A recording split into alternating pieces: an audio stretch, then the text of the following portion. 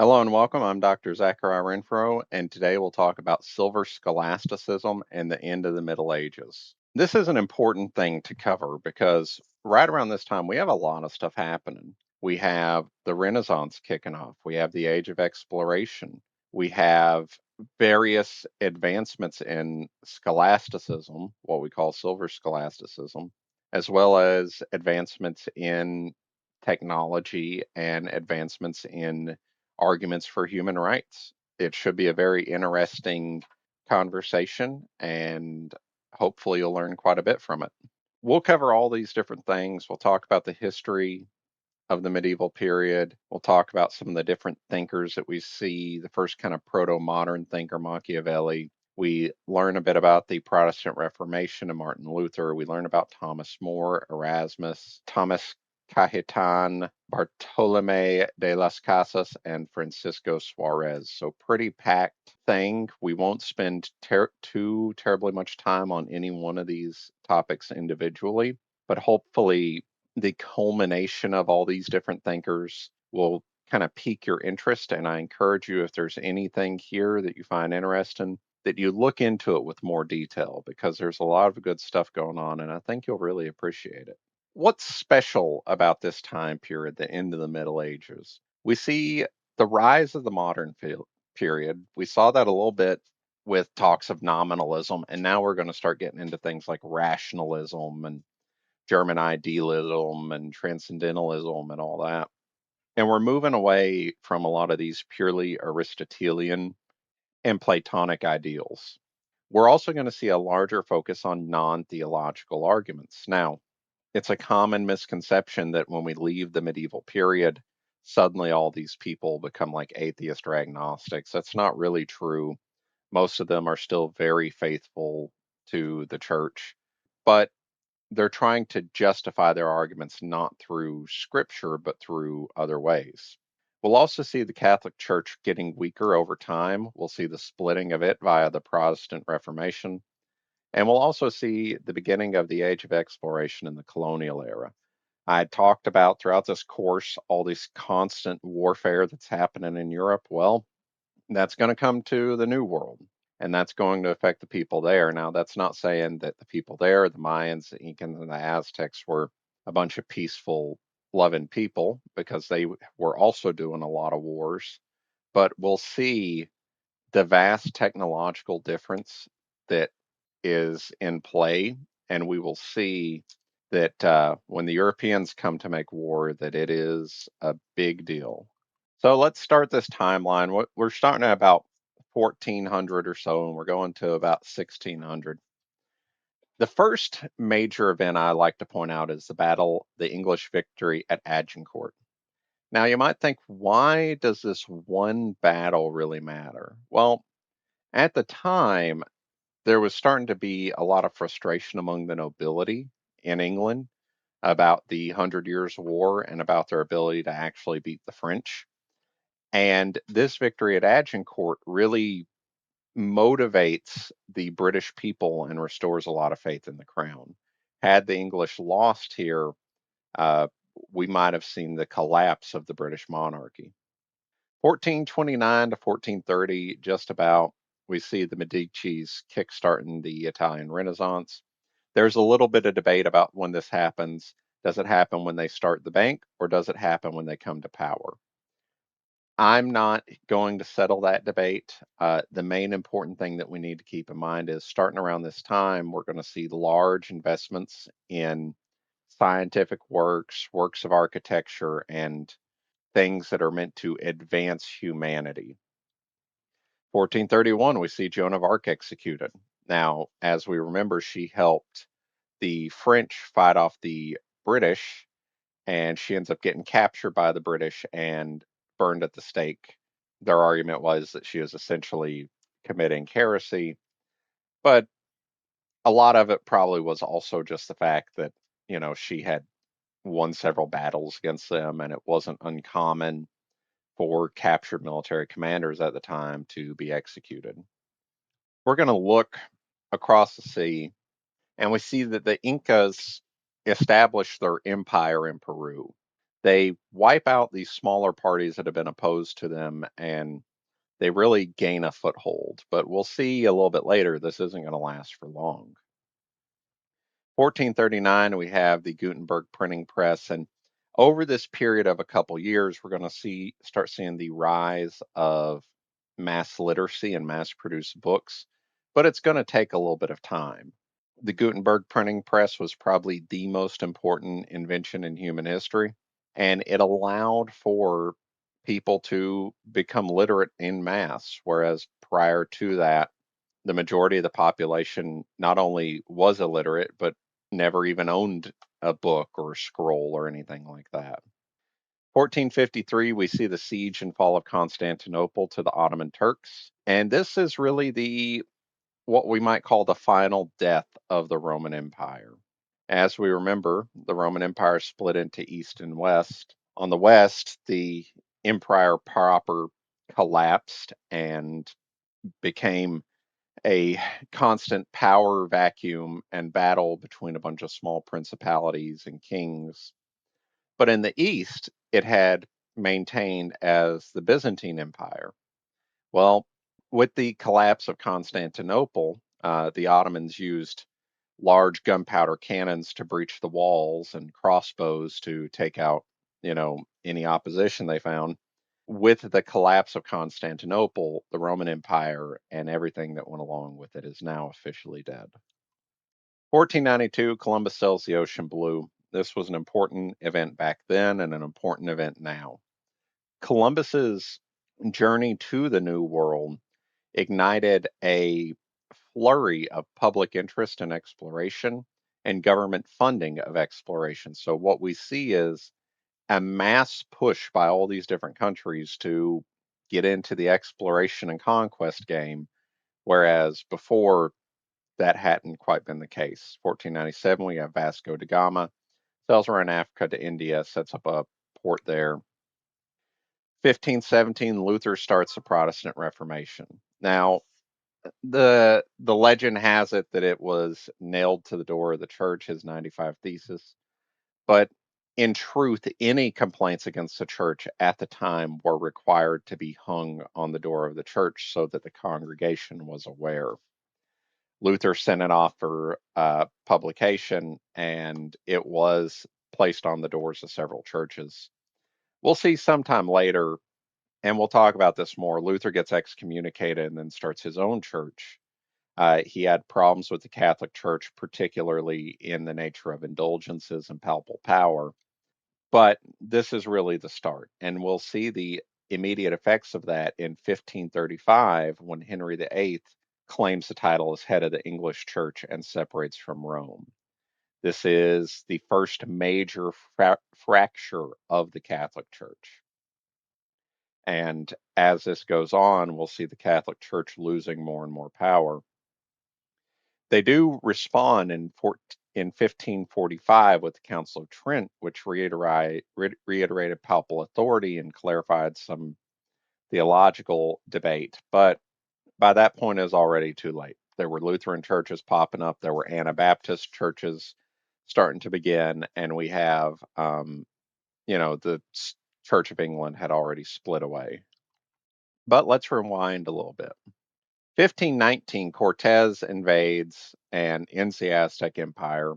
Himself and just a couple hundred men wiped out one of the largest empires at the time. Part of it was due to technological advances, part of it was due to a massive plague that hit the Aztecs right about the same time that Cortez landed, probably carried by Cortez and his crew. 1533, Pizarro invades and ends the Incan Empire. So we saw about 100 years prior the Incans taking Peru and establishing their dominance, and now Pizarro invades and ends them. So all these European wars that have been going on, well, they're coming to a head and they're coming to the New World. So this is not quite related to the course, but I'll mention them both here.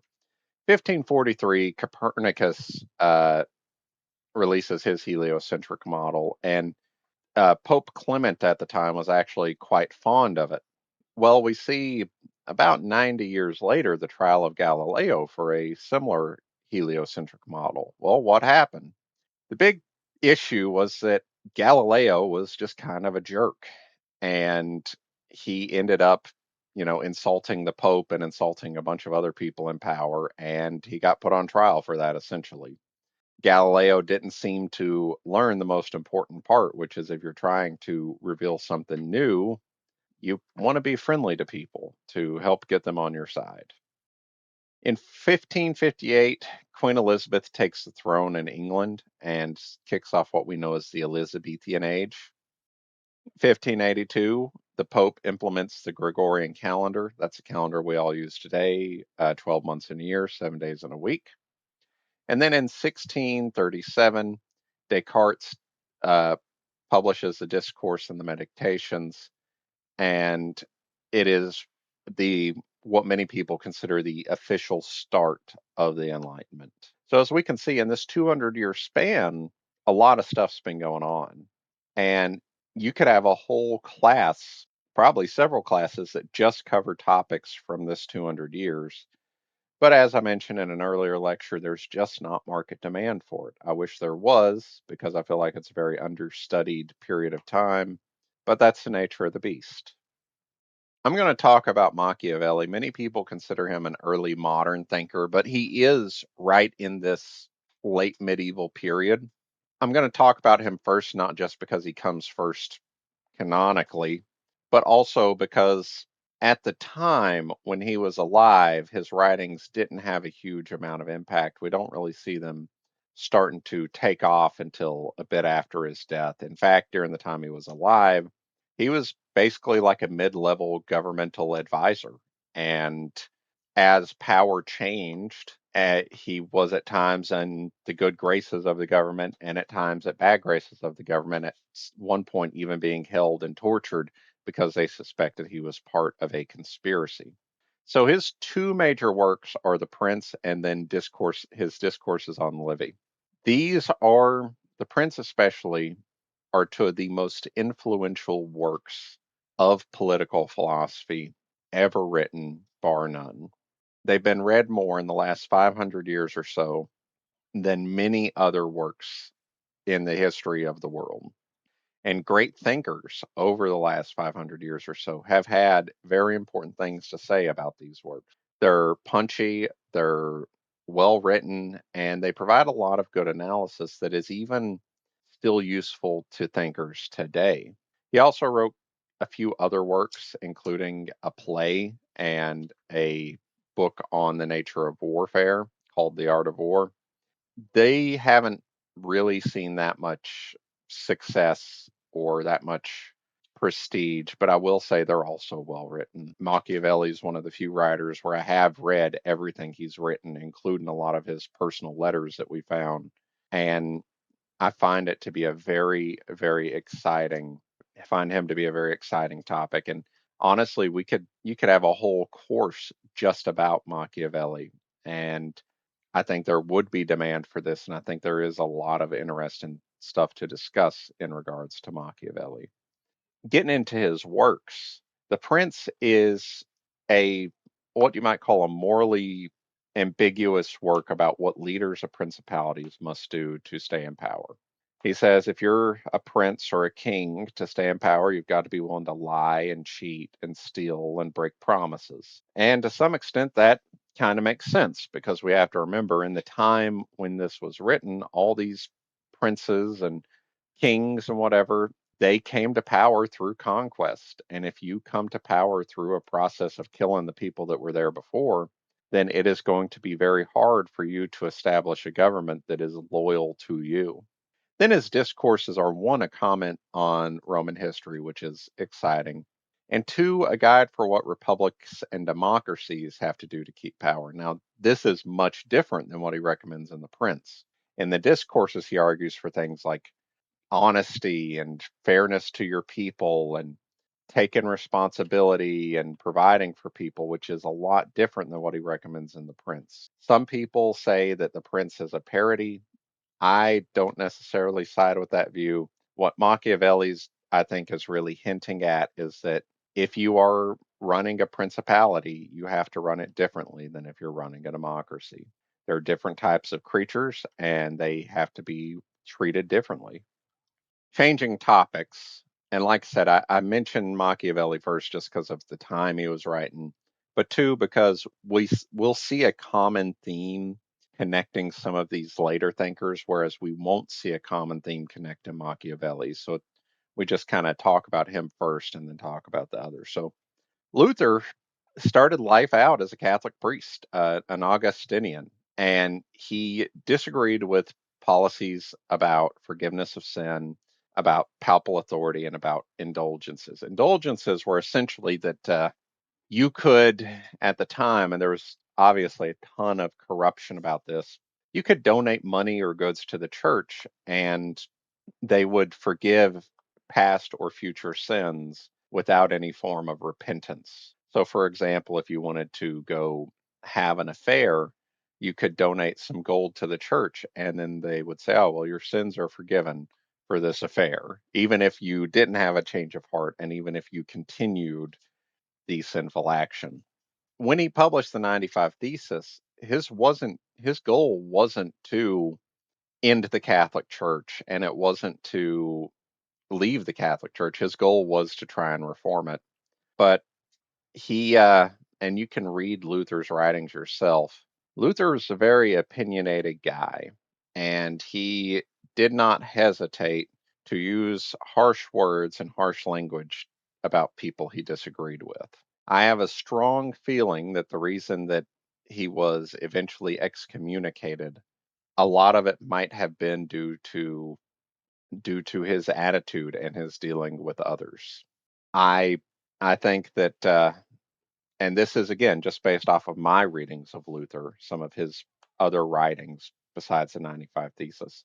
Read them yourself and see what you think. But he is not the type of person to sugarcoat things, and I think that made him a lot of enemies. And it's one of those things where we see how personality can influence history. We can imagine if Luther were a bit more congenial with people, that he might not have been excommunicated. He might not have ever started his own church, and we might not have ever seen the Church of England leaving, and we might not have ever seen the further fracturing of the Catholic Church.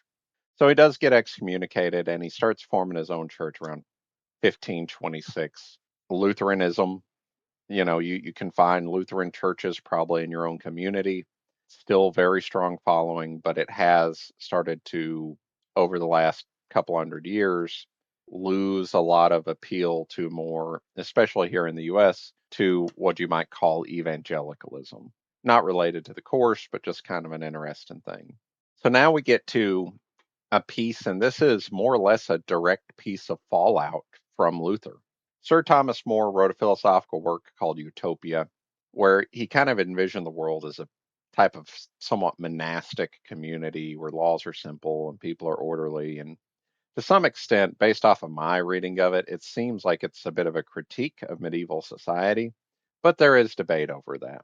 What's very important is that when Henry VIII tried to separate the Church of England from the Catholic Church, Thomas More was opposed to this and he was executed for this, right? So we see Luther leaving the church, starting his own church, and then my gut tells me that Henry VIII, when he saw, like, oh, well, this Lutheranism thing is starting, the Catholic Church isn't able to stop it.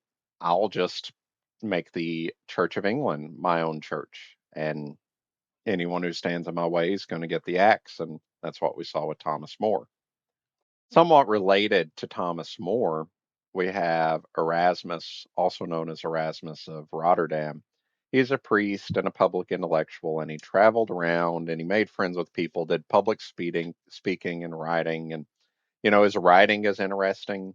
You can find copies of his speeches floating around, they're interesting.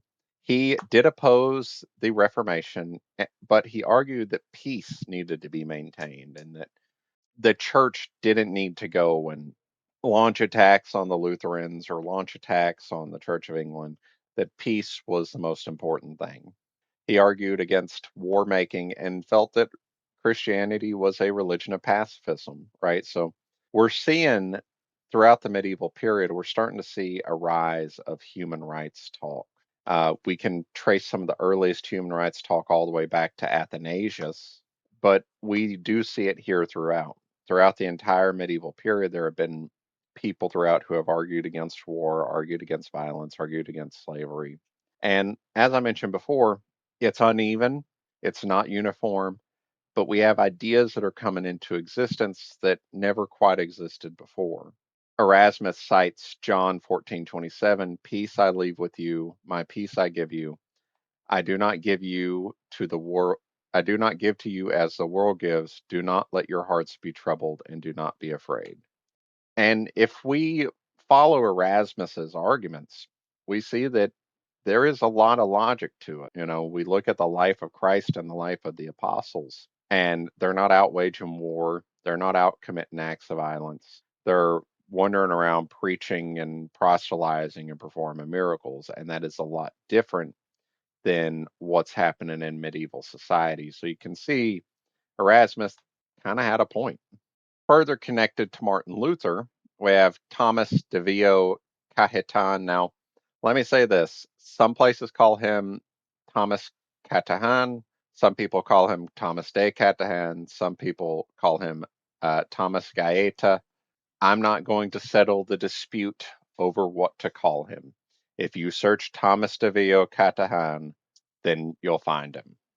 He was a Dominican friar who taught at University of Padua, and he later became a cardinal. But what's important about him is he also helped excommunicate Luther. He was involved as part of his duties, involved in a lot of these religious disputes, and he was one of the ones that lobbied for Luther's excommunication. He also further developed Aquinas's notion of being as a type of action. So being what you are is not just like a thing, but it's also something that you do, which is a unique idea. And I do encourage you to look into it if you find it interesting. His commentaries on Aquinas were read for a couple hundred years after his death, and he was very influential when it come to Thomistic thought. We talk about new ideas coming into existence, and this is one of the ones that came into existence. So we got Bartolomé de las Casas. He was a lawyer and thinker who participated in the conquest of Cuba, but he eventually had a change of heart and became a Dominican friar. He was so troubled by what he saw they were doing to the natives that he changed his whole life and later became called the protector of the Indians. He publicly spoke and wrote and did everything he could in his capacity to try and protect the natives. Now, again, not perfect. He wasn't a perfect guy, and he still had some things that many people today, might be a little uneasy with, but he was trying. And this idea, that you've got these people that are due rights just because they're human is a bit of a new thought in the history of thought. And Bartolome de las Casas really hits on it. And he famously debates Juan Sepulveda about the rights of the Indians. Sepulveda argued in line with Aristotle that the Indians were an inferior type of person and deserved to be enslaved, whereas Bartolome de las Casas argued against that. And I think Las Casas got the better, I think he made the better and stronger arguments. But ultimately, we see that the nature of Indian rights and the treatment of the natives, that it took a little bit of time for Las Casas ideas to really sink in. Then we've got Francisco Suarez, who further advances the thoughts of Aquinas and Duns Scotus. He's a Jesuit priest, and his neo-Thomistic thought later influences Descartes, right? So we talk about Descartes ending the medieval period. Well, Descartes was trained by the Jesuits, and Suarez was very notable in his advancement of the thought of the time. He argued that being and essence were not actually separate, but could only be conceived as separate, right? So we think about this idea of the hexietes, which we learned about in a previous lecture, and that's essentially what he's saying. He said, we can imagine being in essence being two different things, but they're not actually two different things. My microphone died, and I'm back. I might sound a little different. We'll see. As I was saying with Francisco Suarez, he is hugely influential in political philosophy and international law. He argued for a bunch of things during the course of his life, during his position at, you know, as a priest. He argued for a lot of things. He argued, for example, that people have a right to overthrow unjust government. He argued for human rights. He argued for limits to government powers.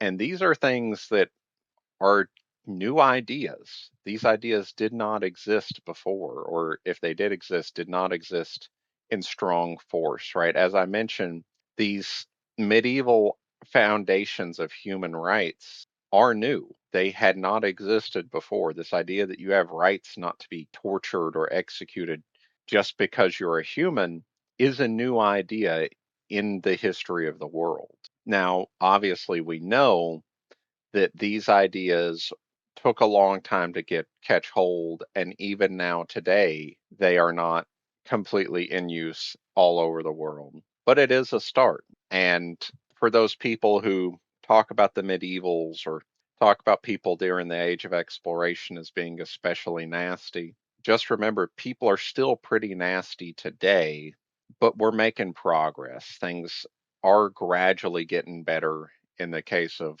when it comes to warfare and human rights and all that. But it's one of those things we have to keep working and fighting for it. Otherwise, it just won't happen. A lot of people all over the world, not only in medieval times, but even now, just don't understand that people, innocent people, should have rights not to be killed or hurt just on the basis of their being people. For many people, they still carry these sort of pagan ideas of collective guilt, these ideas that, oh, if someone's part of this tribe or part of this nation, we should be able to just kill them off even if they haven't done anything. And that's not a good way to be. That brings us to the end of our lecture on the end of the Middle Ages, and we've seen what kind of advancements are possible when people are working on a common set of problems with a common set of tools. We've seen huge advancements in Aristotelian thought and Neoplatonic thoughts, and we've seen the development of human rights, or at least a proto-human rights ideal. Like I said, it doesn't come into full effect right away. And believe it or not, the idea of human rights, even today, is unpopular because as human beings, we're predatory creatures. And it's just so much easier to say, oh, well, I'll just take what I want and kill those people who are weak and vulnerable so that I can have what I want. And that's a lot easier of an idea and a worldview to have than a worldview that says, hey, there are people out there that are weak and who need protecting, and I should go out of my way to help them. We also see that the medieval period was a long, chaotic period. There was a lot of stuff happening, and you could have 3, 4, 5 college courses just on the medieval period. You could have college courses based on Machiavelli, right? Just on one thinker from this period. And I have taken a course that was just on Augustine, right? One of our early thinkers. And I've taken a course that was just on Thomas Aquinas, right? So we see that the medieval period is kind of ignored, but it really shouldn't be. We also see the beginning of the Enlightenment. We see this move away from theological justifications into rational justifications, that is, non-theological arguments for things. And it's a big change, and we see a lot of interesting stuff happening. So with that being said, I really hope you've enjoyed these lectures in medieval philosophy, and I'll have one more kind of a total wrap up of all the stuff we've learned. I look forward to hearing what you have to say. If you have any thoughts about the stuff that I shared in this video, please leave them down below. I'd love to hear what you have to say. If you're one of my students, I look forward to hearing from you in the weekly meeting. Thank you very much.